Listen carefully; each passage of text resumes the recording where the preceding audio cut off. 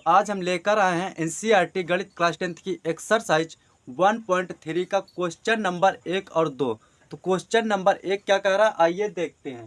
Question number 1 कह रहा है कि सिद्ध कीजिए कि रूट 5 एक अपरिमेय संख्या है। यानी कि क्वेश्चन में हमें कह रहा है कि रूट 5 एक अपरिमेय संख्या है, लेकिन हम मान के क्या चलेंगे कि रूट 5 एक परिमेय संख्या है। तो क्या लिखेंगे, आइए देखते हैं। माना रूट 5 एक परिमेय संख्या है। जब रूट 5 को परिमेय संख्या माना है तो फिर यानी कि रूट 5 को p बटे क्यू के रूप में लिख सकते हैं, क्योंकि परिमेय संख्या को p बटे क्यू के रूप में लिखते हैं। तो यहाँ पे क्या लिखेंगे, p बटे क्यू बराबर रूट 5। जब रूट 5 को p बटे क्यू के रूप में लिखा है तो फिर बताना पड़ेगा कि p और q है क्या। तो यहाँ क्या लिखेंगे, जहाँ p और q कोई पूर्णांक है, कोई पूर्णांक है, यानी कि p और q क्या है, पूर्णांक है। लेकिन q does not equal 0। q का मान 0 के बराबर में नहीं होना चाहिए। अगर q का मान 0 के बराबर में हो गया तो वो फिर परिमेय संख्या नहीं रह जाएगी। अब करते हैं आगे थोड़ा इसको सरल। तो यहाँ पे क्या हो जाएगा, p बराबर q बटे में, तो इस साइड आएगा तो कहाँ जाएगा, गुणे में। तो यहाँ पे क्या हो जाएगा, रूट 5 q। अब करते हैं इसका दोनों पक्षों का वर्ग। तो दोनों पक्षों का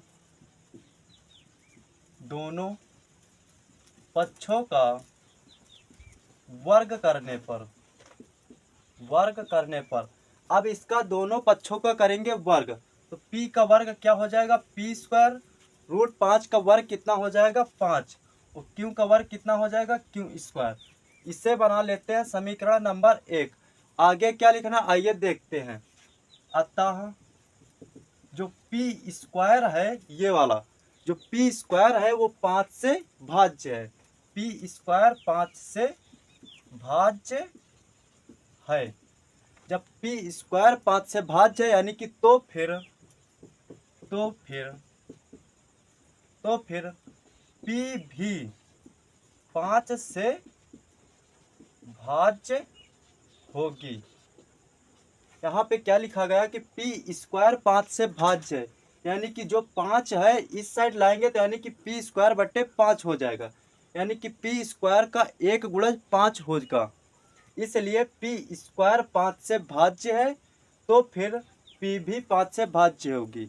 अगर p स्क्वायर 5 से भाज्य है तो p भी एक 5 से भाज्य होगी। अब मान के चलेंगे हम एक तीसरी संख्या। माना तो यहाँ पे क्या लिखेंगे, p बराबर 3। यहाँ पे अगर 5 है तो यहाँ पे कितने लेंगे, 5। तो p बराबर 5c। अब इसका दोनों पक्षों का करेंगे वर्ग। तो दोनों पक्षों का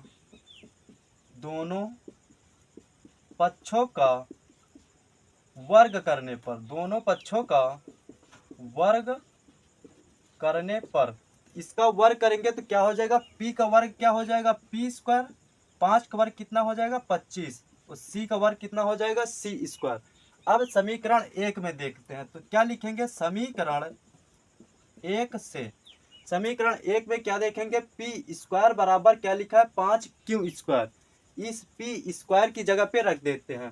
तो p स्क्वायर की जगह पे क्या रखेंगे, 5q स्क्वायर। आगे कितना है, 25c स्क्वायर।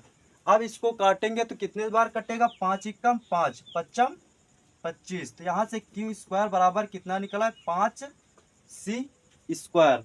अब आगे क्या लिखना, आइए देखते हैं। इससे बना लेते हैं समीकरण नंबर 2।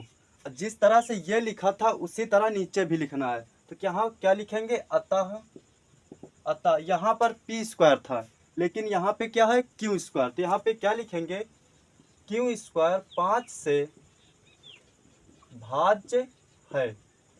तो फिर अगर q स्क्वायर 5 से भाज्य है तो फिर q भी 5 से भाज्य होगी। तो फिर q भी 5 से भाज्य होगी। आगे 2 लाइन क्या लिखना, आइए देखते हैं। तो आगे क्या लिखेंगे, समीकरण 1 व 2 में, समीकरण 1 व 2 में उभयनिष्ठ बिंदु,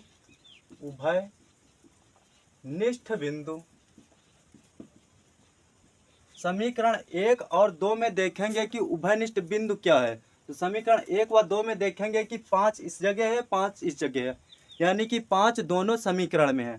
तो यहाँ पे क्या लिखेंगे, समीकरण 1 व 2 में उभयनिष्ठ बिंदु 5 है, 5 है। तो फिर 5 एक परिमेय संख्या होगी। अगर 5 दोनों जगह उभयनिष्ठ है तो 5 क्या होगा, एक परिमेय संख्या। इसलिए √5 एक परिमेय संख्या होगी। अगर 5 परिमेय संख्या तो फिर √5 एक परिमेय संख्या होगी, लेकिन √5 तो एक अपरिमेय संख्या होती है। तो यहाँ पे क्या लिखेंगे, लेकिन विरोधाभास नियम से, लेकिन विरोधाभास नियम से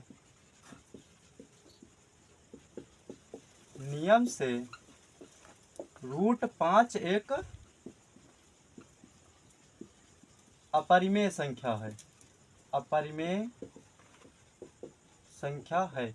यही हमें क्वेश्चन में सिद्ध करने के लिए कहा गया था कि √5 एक अपरिमेय संख्या है। ये होता है हमारा क्वेश्चन नंबर 5 कंप्लीट। अब हम जानेंगे क्वेश्चन नंबर 2। क्वेश्चन नंबर 2 का कह रहा है, आइए देखते हैं। क्वेश्चन नंबर 2 कह रहा है कि सिद्ध कीजिए कि 3 + 2 √5 एक अपरिमेय संख्या है। यानी कि क्वेश्चन कह रहा है कि सिद्ध करो कि 3 + 2 √5 एक अपरिमेय संख्या है। लेकिन हम मान के क्या चलेंगे कि 3 + 2 √5 एक परिमेय संख्या है। तो क्या लिखेंगे, आइए देखते हैं। माना 3 + 2 √5 एक परिमेय संख्या है,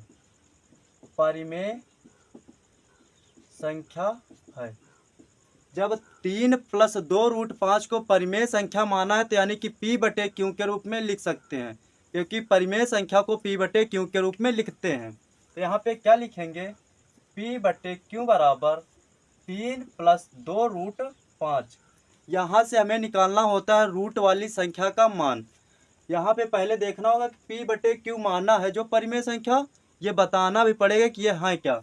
यहाँ पे क्या लिखेंगे, जहाँ P और Q कोई पूर्णांक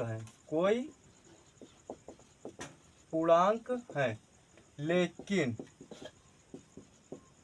Q डज नॉट इक्वल 0। यानी कि P/Q को परिमेय संख्या के रूप में लिख सकते हैं, लेकिन Q डज नॉट इक्वल 0 होगा। अगर Q 0 के बराबर में आ गए तो वो परिमेय संख्या नहीं होती है। तो यहाँ पे आगे क्या करना है, आइए देखते हैं। तो यहाँ से 3 प्लस का है तो इस साइड आ जाएगा तो क्या हो जाएगा, माइनस का। उस साइड क्या बचेगा, 2 √5। अब यहाँ पे करेंगे तिर्यक गुणा, तो P - 3Q/Q, तो 2 √5। अब यहाँ देखेंगे कि 2 गुणा में है, इस साइड आएगा तो कहाँ आ जाएगा, भाग में। तो यहाँ पे कितना हो जाएगा, 2Q = √5। यहाँ पे √5 की वैल्यू क्या निकली है, P - 3Q/2Q। अब आगे क्या लिखना, आइए देखते हैं। आगे लिखना है, अतः P - 3Q/2Q ये वाली संख्या एक परिमेय संख्या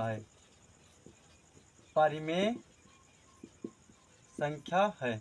अब इसमें देखेंगे कि P - 3Q/2Q जो कि P/Q के रूप में है, तो इसे क्या बताएंगे कि एक परिमेय संख्या है। तो फिर अगर इसके बराबर में √5 है तो ये भी एक परिमेय संख्या होगी।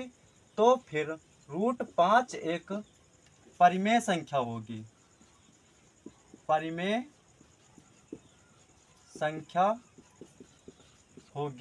लेकिन √5 तो एक अपरिमेय संख्या होती है। तो क्या लिखेंगे, लेकिन विरोधाभास नियम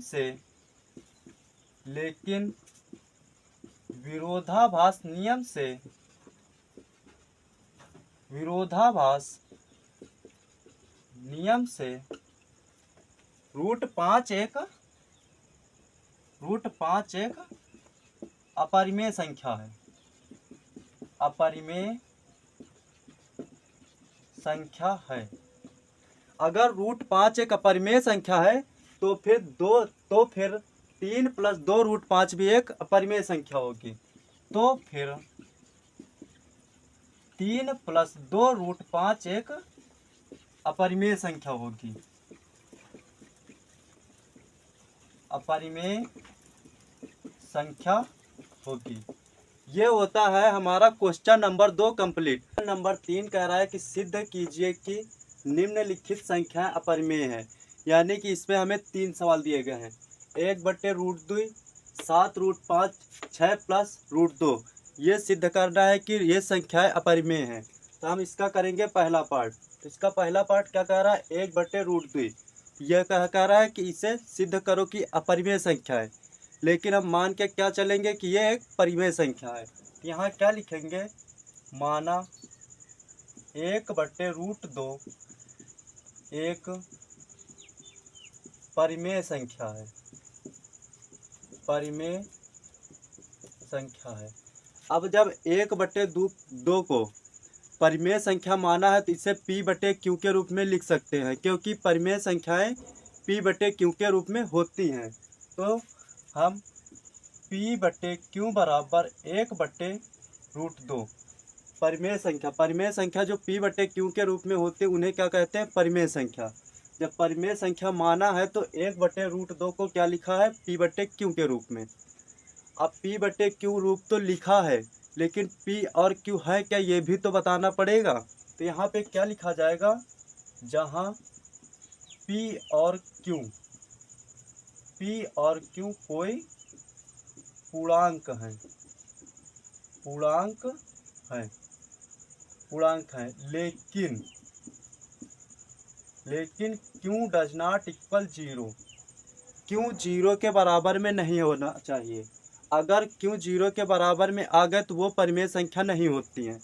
इसलिए Q डज नॉट इक्वल 0 होता है। अब यहाँ पे निकालना होता है जो रूट में संख्या होती है उसका मान। तो यहाँ पे देखेंगे कि √2 बटे में है। इस साइड आएगा तो √2 कहाँ जाएगा? ऊपर। तो यहाँ पे क्या हो जाएगा? √2 P बराबर Q नीचे है तो कहाँ जाएगा? ऊपर। ये हो गया √2 P बराबर Q। अब यहाँ पे P गुणे में है तो इस साइड आएगा तो कहाँ जाएगा? बट्टे में। तो यहाँ पे क्या हो जाएगा? √2 बराबर Q/P। अब देखेंगे कि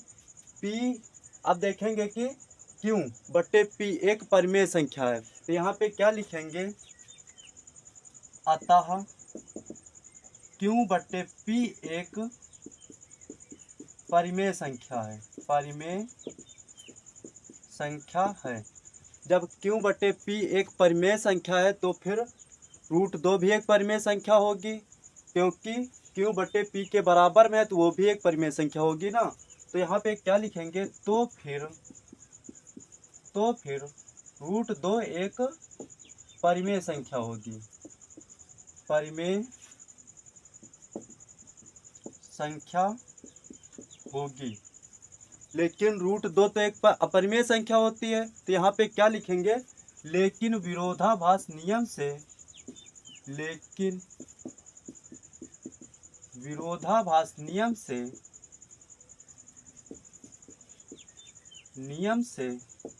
√2 एक अपरिमेय संख्या है। अपरिमेय संख्या है। जब √2 एक अपरिमेय संख्या है तो फिर 1/√2 भी एक अपरिमेय संख्या होगी। तो फिर 1/√2 भी अपरिमेय संख्या होगी। अपरिमेय संख्या होगी। ये होता है हमारा क्वेश्चन नंबर 3 का पहला पार्ट कंप्लीट। अब हम जानेंगे इसका दूसरा पार्ट। दूसरा पार्ट क्या कह रहा है कि 7 रूट 5 को सिद्ध करना है कि अपरिमेय संख्या है। तो यहाँ पे हम मान के क्या चलेंगे कि माना 7√5 एक परिमेय संख्या है, परिमेय संख्या है। तो 7√5 को क्या माना, एक परिमेय संख्या। परिमेय संख्या वो होती है जो p/q के रूप में होती हैं। तो हम 7p/q बराबर 7√5, 7√5 को क्या लिखा है, p/q के रूप में, क्योंकि हमने माना क्या है कि परिमेय संख्या है। जब माना है कि परिमेय संख्या है तो p/q के रूप में किसको लिखा है, 7√5 को। अब जब मान ही लिया तो यहाँ पे बताना पड़ेगा कि p और q है क्या। तो यहाँ पे क्या लिखा जाएगा, जहाँ p और q कोई पूर्णांक है, कोई पूर्णांक है। जब पूर्णांक है तो यहाँ पे लेकिन क्या हो जाएगा, लेकिन q डज नॉट इक्वल 0। अगर q की वैल्यू 0 आ गई, ये वाली, तो फिर ये परिमेय संख्या नहीं होती है। इसलिए क्या लिखा जाता है कि q डज नॉट इक्वल 0, क्योंकि q 0 के बराबर में नहीं आएगा। ये होती है अपरिमेय संख्या। अब यहाँ से निकालना होता है रूट वाली संख्या का मान। तो यहाँ पे दिया गया √5, तो इसी का मान हमें निकालना है। तो अब यहाँ पे देखेंगे कि 7 गुणे में है, तो इस साइड आएगा तो कहाँ पे जाएगा, बट्टे में। ये कितना हो जाएगा, 7q बराबर में √5। ये निकल आया हमारा √5 का मान। अब देखेंगे कि p/7q, जो कि p/q के रूप में है, तो ये संख्या क्या होगी, परिमेय संख्या। तो यहाँ पे क्या लिखेंगे, अतः p/7q एक परिमेय संख्या है, परिमेय संख्या है। p/7q के बराबर में कितना है, √5। जब p/7q एक परिमेय संख्या है तो फिर √5 भी एक परिमेय संख्या होगी। तो फिर √5 एक परिमेय संख्या होगी। p/7q के हिसाब से √5 एक परिमेय संख्या है, लेकिन √5 होती क्या, एक अपरिमेय संख्या है। तो यहाँ पे क्या लिखेंगे, लेकिन विरोधाभास नियम से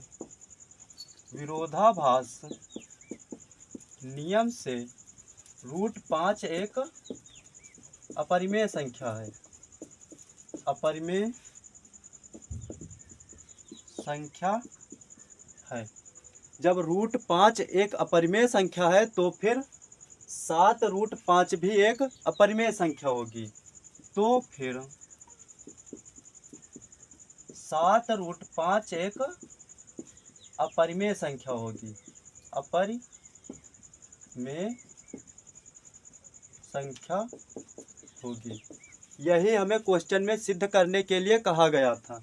ये होता है क्वेश्चन नंबर 3 का दूसरा पार्ट कंप्लीट। अब हम जानेंगे क्वेश्चन नंबर 3 का तीसरा पार्ट। तीसरा पार्ट क्या कह रहा है, 6 + √2 एक अपरिमेय संख्या है, लेकिन हम मान के क्या चलते हैं कि परिमेय संख्या है। तो यहाँ पे क्या लिखेंगे, माना 6 + √2 एक परिमेय संख्या है, परिमेय संख्या है। जब 6 + √2 को परिमेय संख्या माना है तो इसे क्या लिख सकते हैं, p/q के रूप में। तो इसे क्या लिखेंगे, p/q बराबर 6 + √2। जब 6 + √2 को परिमेय संख्या p/q के रूप में माना है तो यहाँ पे बताना पड़ेगा कि p और q क्या हैं। तो यहाँ पे क्या लिखा जाएगा, जहाँ p और q कोई पूर्णांक है, p और q कोई पूर्णांक तो हैं, लेकिन q does not equal 0। q 0 के बराबर में नहीं होना चाहिए। अगर q 0 के बराबर में आ गया तो संख्या p/q के रूप में जो होती है वो परिमेय संख्या नहीं होती हैं। कब, जब q बराबर 0 आ जाएगा। तो यहाँ पे q डज नॉट इक्वल 0, यानी कि q 0 के बराबर में नहीं होना चाहिए। अब यहाँ पे हमें निकालना होता है रूट वाली संख्या का मान। तो यहाँ पे दिया कितना गया, √2। तो 6 प्लस का इस साइड करेंगे तो क्या हो जाएगा, P बट्टे Q माइनस 6 बराबर में √2। अब यहाँ पे करेंगे तो यहाँ पे क्या हो जाएगा, P माइनस 6Q बट्टे में Q, ये हो जाएगा बराबर में √2। यहाँ पे देखें P बट्टे Q का गुणा 6 में करेंगे तो कितना आएगा, 6Q बट्टे में Q। अब देखेंगे कि P माइनस 6Q बट्टे Q एक P बट्टे Q के रूप में, यानी कि ये एक परिमेय संख्या है। तो यहाँ पे क्या लिखेंगे, अतः P माइनस 6Q बट्टे Q एक परिमेय संख्या है, एक परिमेय संख्या है। P माइनस 6Q बटे Q के हिसाब से √2 एक परिमेय संख्या है, क्योंकि इसके बराबर में है तो ये क्या कह रहा है कि √2 एक परिमेय संख्या है। तो यहाँ पे क्या लिखेंगे, तो फिर √2 एक परिमेय संख्या है। लेकिन √2 तो एक अपरिमेय संख्या होती है, तो यहाँ पे क्या लिखेंगे, लेकिन विरोधाभास नियम से,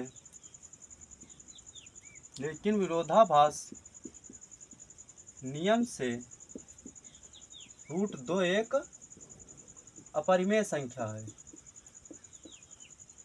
अपरिमेय